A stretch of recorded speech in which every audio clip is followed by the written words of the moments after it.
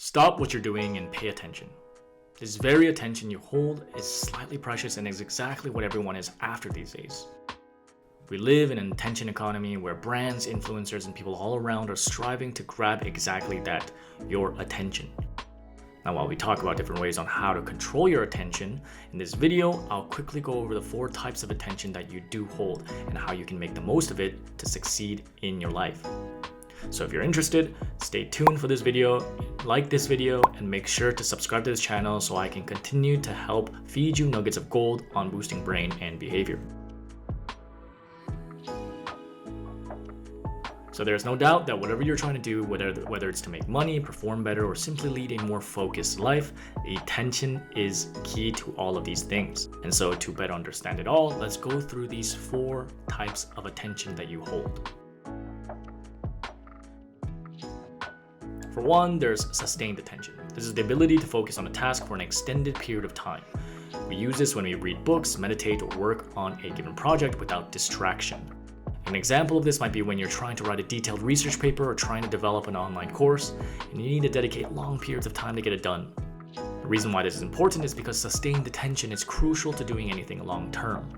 In a time where everyone's attention spans are getting shorter and shorts, reels are taking away all of that, the power to succeed in anything is to combat these needs to task switch onto something else quickly and instead stay in the zone, maintaining sustained attention. You can improve this by creating a conducive environment for concentration where there are minimal distractions.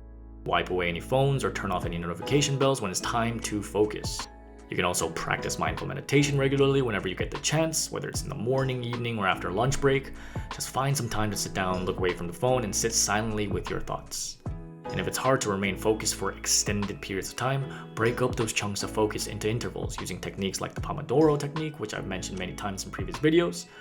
And by doing this, you can train yourself to extend the time more as you get better. And you can also try to break tasks into smaller segments, as this allows you to take on things without feeling so burdened or overwhelmed from the beginning. The second type of attention is selective attention. While sustained attention is all about length in time, remaining sustained as the name implies, the second type of attention is the ability to focus on a particular thing, ignoring everything else, hence selective. An example of this is when you're in a noisy cafe or room speaking with a friend and then only listening to what they say. Despite there being loud background noise or perhaps the noise of construction banging in the background, you try to zone it all out and instead focus on the task in front of you, your friend. So why is this important? Well, selective attention is important because it allows you to adapt to chaotic, complex environments without getting really burnt out and really hone in on something.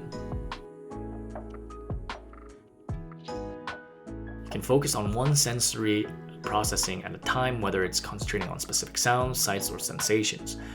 And you do this by putting all your attention into that single sensory task. Another way to train this type of attention, selective attention, is to practice visual search, where you try to identify specific cues by paying attention to particular visual details or patterns. An example of this might be the childhood book, Where's Waldo? And then, of course, same as earlier, try to practice mindful meditation techniques such as soft gazing, where you try to embrace an entire scene but softly place your attention on a single thing.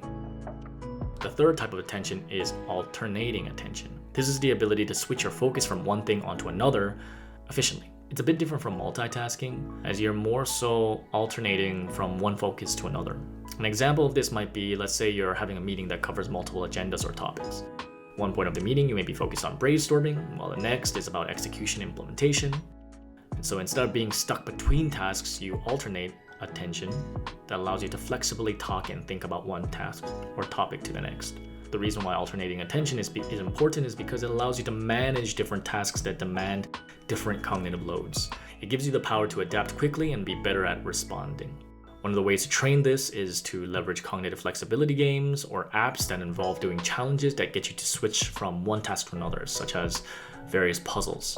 You can also try your hand at different problem-solving activities, whether it's a quiz or a game, as this helps you adapt to changing circumstances or rules. And perhaps even try practicing playing some strategy games, as this keeps you sharp and gets you engaging in the process of alternating tasks. And then finally, the fourth attention is divided attention. And this is your ability to process and respond to different stimuli simultaneously. Despite many studies suggesting that multitasking is bad for you, the truth of the matter is that we have to do this at some point in our life. We are required to divide our attention in daily life. An example of this is when you're driving your car, sometimes you need to be speaking to a friend that's sitting on the passenger seat, or while driving, you also need to be cognizant of the other cars around you. You need to steer, you need to accelerate, you also need to kind of check your map. So this is important because divided attention is an inevitable part of our daily lives, and it allows us to deal with a lot without getting completely and utterly drained. It's about expanding your cognitive capability to process multiple streams of information at once. So one way we can train this is try to participate in multitasking activities that aren't too burdensome, such as listening to music while working. Of course, you do need to listen to the right type of music. Now, this might seem a bit contradictory because I just said multitasking is bad for you, but this is why I emphasize try to do this at a very low level without burning yourself out too much. Once again, this is just practice and this is just training. Then also engage in activities that involve multiple stimuli, such as learning how to dance salsa, as you need to move your body to the rhythm, remember the steps, all the while paying attention to the tempo of the song. You might be wondering, what's the main difference between alternating attention and divided attention? While they both require some levels of distributed attention, the key differences are that divided attention is doing things simultaneously, while alternating attention is really about switching. And divided attention is also about a parallel processing of tasks and stimuli, while alternating attention is more adaptive. And then also divided attention is also handling multiple different cognitive loads, while alternating attention is about responding to different cognitive demands. So in the end, what does learning all about these 4 types of attention do for you? How does learning about these help you? Well, for one of the glaring obvious factors is that you can increase your productivity by knowing which attention to use at the right time. So many of us do one thing and then immediately reach for our phones to check an update on social media or watch a video to treat ourselves momentarily, but this pattern only gets in the way of breaching and interrupting our flow state. Also, the knowledge of these various attentional processes gives you the awareness of how each one affects your performance. You can tailor your studying or working habits around really improving one or many of these types of attention. And if you do this long enough, you can improve your focus, and then you can act efficiently on a given task depending on the attention that is required. And then also there's cognitive adaptability and flexibility. Understanding these types of attention enables you to adapt accordingly. Some tasks require more actions that improve selective attention, for example, while others involve sustained attention. Knowing about these can help you transition seamlessly between each activity, prioritizing the attention for that task. Besides, the ability to adapt accordingly is one of the strongest skills you can build in the modern fast-paced world where things are changing constantly. And finally, you can optimize learning. As I said earlier, instead of trying to focus for long periods of time for everything, knowing about these 4 types of attention allows you to employ different strategies. So depending on what you want to learn and how you want to acquire said skill, you can tailor your studying habits to accommodate to the specific attentional needs.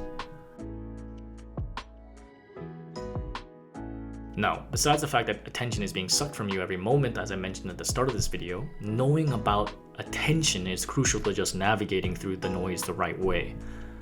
Not only as a consumer, but as a creator itself, having a better understanding of attention can allow you to build more persuasive products, content that actually grabs people's attention.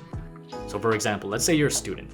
By knowing about how to take control of attention, you can develop strategies, like I mentioned earlier, to remain focused and honed in the right way. If you're trying to build a business or brand, for example, by knowing about each individual attention type, you can understand how to ignore all the distractions that come your way and focus on what really matters, as well as try to sell to the right way. And let's say you're a manager. By knowing how our attentions alternate, you can construct a system, structure, or meeting for your team to ensure everyone's minds aren't being distracted.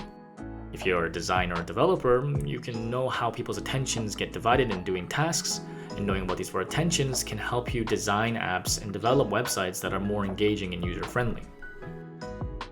So you can see, knowing about these 4 types of attention really does help, not only as a consumer, but also as a creator as well. So try to make use of this attention, try to learn it and really practice and train on it so that you can do everything a lot more productively and effectively. Now, if you want to learn more about how to train your attention, something crucial in this attention economy, make sure to check out the next video. and like this video and subscribe to this channel so I can continue to help you mine the golden mind.